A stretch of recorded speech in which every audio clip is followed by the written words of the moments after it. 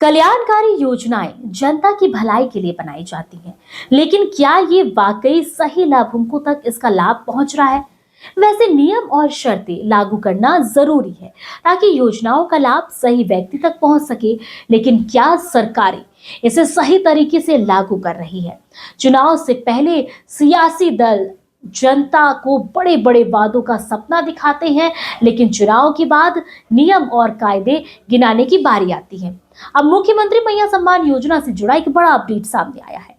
योजना के तहत अब सत्यापन प्रक्रिया शुरू कर दी गई है और यदि आप अयोग्य पाए जाते हैं तो वसूली के भी आदेश जारी कर दिए गए हैं। पहले देखिए ये पूरी रिपोर्ट। झारखंड सरकार द्वारा जारी किया गया आधिकारिक पत्र संख्या 730 7 दिसंबर 2024 को जारी किया गया।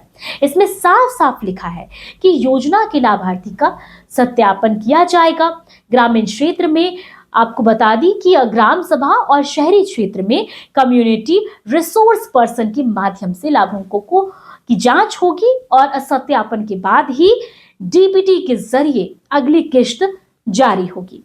यहां तक तो ठीक है, लेकिन अब सबसे अहम बात यह है कि इस योजना के अंतर्गत वे लाभार्थी जिनकी पात्रता नहीं है उनका नाम सूची से हटा दिया जाएगा।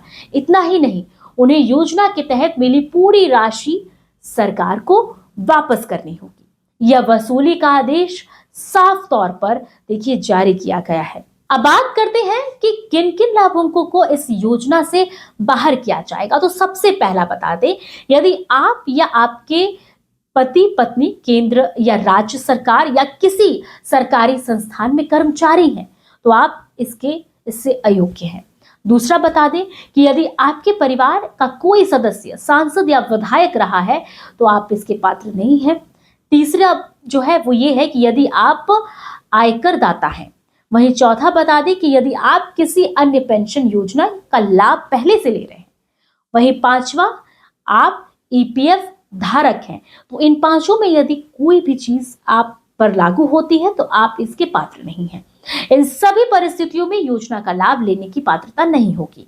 अगर आप इनमें से किसी भी श्रेणी में आते हैं तो अब सावधान हो जाएं, क्योंकि जांच प्रक्रिया 28 दिसंबर 2024 तक पूरी हो सकती है।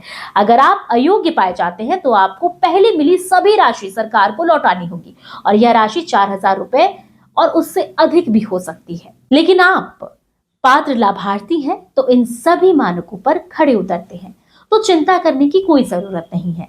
आपके लिए 5वीं किस्त की राशि जल्द जारी होने वाली है। और आपको बता दें कि अगर आप मुख्यमंत्री मैया सम्मान योजना के पात्रता नहीं रखते हैं तो स्वेच्छा से योजना का लाभ लेना आप बंद करें, क्योंकि सरकार ने पहले ही इन नियमों को स्पष्ट कर दिया है।